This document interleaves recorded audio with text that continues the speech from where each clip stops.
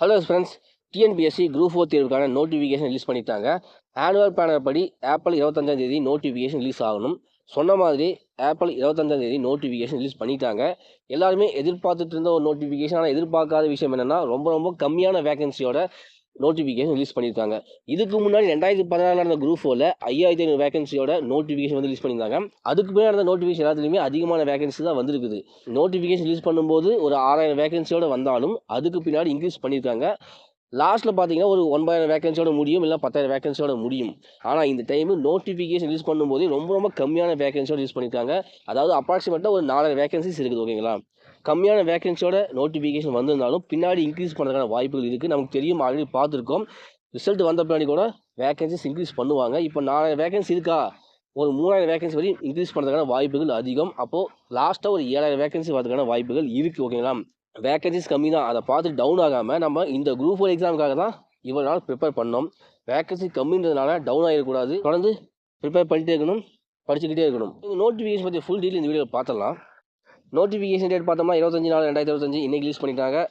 Apply பண்ணுறதுக்கு last date பார்த்தீங்கன்னா 24/5/2025. அடுத்த மாதம் 24ஆம் தேதி வரையும் அப்ளை பண்ணிக்கலாம். அப்ளை பண்ணும்போது தவறு ஏதாவது பண்ணிட்டோம்னா அதை கரெக்ஷன் பண்ணுறதுக்கான டேட் வந்து 29ஆம் தேதியிலேருந்து 31ஆம் தேதி வரையும். அடுத்த மாதம் 29ஆம் தேதியிலேருந்து 31ஆம் தேதி வரையும் கரெக்ஷன் பண்ணிக்கலாம்.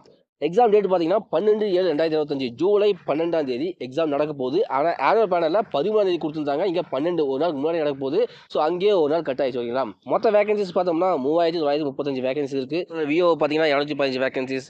இளநிலை உதவியாளர் பிணைய மட்டத்தில் பார்த்தீங்கன்னா 1621 வேகன்சிஸ். டிபார்ட்மெண்ட் வைஸாக கொடுத்துருக்காங்க. இந்த போஸ்ட்டில் இந்த டிபார்ட்மெண்ட்டில் எவ்வளோ வேகன்சி இருக்குன்னு சொல்லிட்டு டிபார்ட்மெண்ட் வைஸாக கொடுத்துருக்காங்க. செக் பண்ணி பாருங்கள். டைபிஸ்ட் பார்த்தீங்கன்னா ஒரு 1099 வேகன்சிஸ். ஸ்டெனோ பார்த்தீங்கன்னா டிபார்ட்மெண்ட் வைஸாக எவ்வளோ வேகன்சி இருக்குன்னு சொல்லிட்டு கொடுத்துருக்காங்க. வனக்காவலர் பார்த்தீங்கன்னா ஒரு 62 வேகன்சி இருக்குது. ஓட்டுநர் உரிமத்துடன் கூடிய வனக்காவலர் 35 வேகன்சிஸ் இருக்குது. வனக்காவலர் ஒரு 71 வேகன்சிஸ் இருக்குது. வனக்காவலர் பழங்குடியின இளைஞருக்கு வந்து ஒரு 24 வேகன்சி இருக்குது. வனக்காப்பாளர் அது ஒரு 15 வேகன்சி இருக்குது. வனக்காவலர் ஒரு 50 வேகன்சி இருக்குது. மொத்தமாக பார்த்தீங்கன்னா 3935 வேகன்சிஸ் இருக்குது. இது இன்க்ரீஸ் பண்ணுற வாய்ப்புகள் அதிகம். இப்போதைக்கு 3935 வேகன்சிஸ். அடுத்து ஏஜ் லிமிட் பார்த்தலாம். பிற வகுப்பினர் ஓசி கேட்டகரிக்கு வந்து கிராம நிர்வாக அலுவலர் அந்த போஸ்ட்டுக்கு வந்து மினிமம் 21 வயது நிறைவடைந்திருக்க வேண்டும். 21 வயசு கம்ப்ளீட் ஆகிருக்கணும். ஓகேங்களா, மினிமம் 21 வயசு கம்ப்ளீட் ஆகிருக்கணும். மேக்ஸிமம் 32 வயசு வரையும் அப்ளை பண்ணிக்கலாம். 32 வயசு வந்து கம்ப்ளீட் ஆகிருக்கூடாது.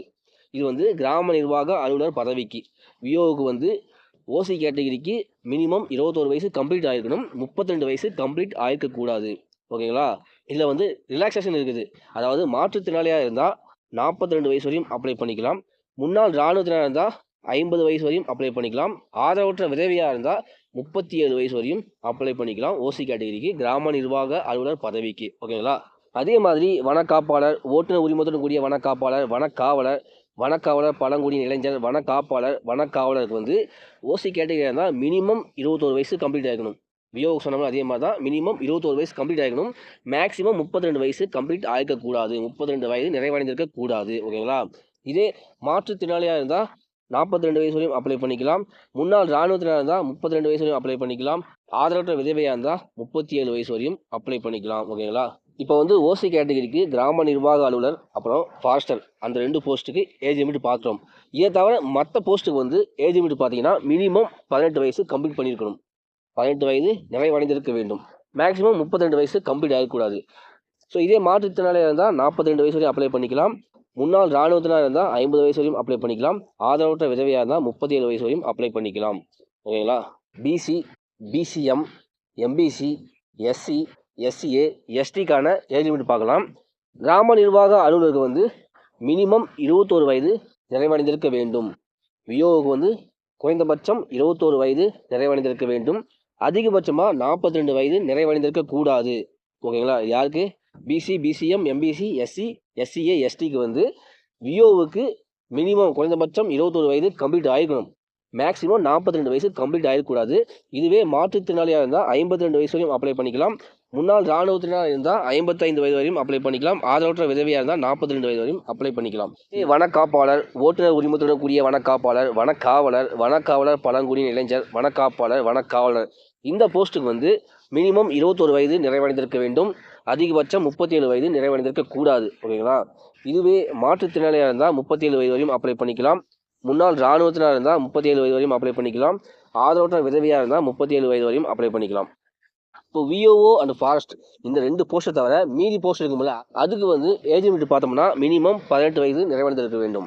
மேக்ஸிமம் பார்த்தீங்கன்னா பிசி, பிசிஎம், எம்பிசிக்கு 34 வயசு வரையும் அப்ளை பண்ணிக்கலாம். இதே எஸ்சி, எஸ்சிஏ, எஸ்டிக்கு வந்து 37 வயசு வரையும் அப்ளை பண்ணிக்கலாம். இதுவே மாற்றுத்திறனாளியாக இருந்தால் பிசி, பிசிஎம், எம்பிசிக்கு வந்து 44 வயசு வரையும் அப்ளை பண்ணிக்கலாம். எஸ்சி, எஸ்சிஏ, எஸ்டிக்கு வந்து 47 வயசு வரையும் அப்ளை பண்ணிக்கலாம். இதுவே முன்னாள் இராணுவத்தினர் இருந்தால் எல்லா வகுப்பினரும் 55 வரையும் அப்ளை பண்ணிக்கலாம். ஆதரவற்ற விதவையாக இருந்தால் 37 வயது வரையும் அப்ளை பண்ணிக்கலாம். ஓகேங்களா, இந்த ஏஜ் லிமிட்டை வந்து கரெக்டாக பார்த்துக்குங்க. அடுத்து கல்வி தகுதி மற்றும் தொழில்நுட்ப தகுதி. குரூப் 4 பொறுத்தவரையும் நமக்கு மினிமம் 10வது பாஸ் பண்ணி தான் எலிஜிபிள். ஆனால் சில போஸ்ட்டுக்கு வந்து டிகிரி கேட்டிருப்பாங்க, அடிஷனல் குவாலிஃபிகேஷன் கேட்டிருப்பாங்க. ஸோ அதை செக் பண்ணி பார்த்துங்க. அடுத்து எக்ஸாம் பேட்டர்ன். பகுதி ஆளை பார்த்தீங்கன்னா தமிழ் தகுதி மற்றும் மதிப்பீடு தேர்வு. அதில் வந்து 100 கொஸ்டின் இருக்கும். அந்த 100 கொஸ்டினுக்கு வந்து மார்க் பார்த்தீங்கன்னா 150 மதிப்பெண்கள். ஏன்னா ஒரு கொஸ்டினுக்கு 1.5 மார்க். ஓகேங்களா, அப்போ 150 மதிப்பெண்கள். பகுதி ஆளை பார்த்தீங்கன்னா பொது அறிவு, அதில் 75 கொஸ்டின் இருக்கும். அதுக்கப்புறம் பகுதியில் திறனறிவு மற்றும் மனக்கணக்கு நுண்ணறிவு, அதில் 25 கொஸ்டின் இருக்கும். ரெண்டும் சேர்த்து 150 மார்க் இருக்கும்.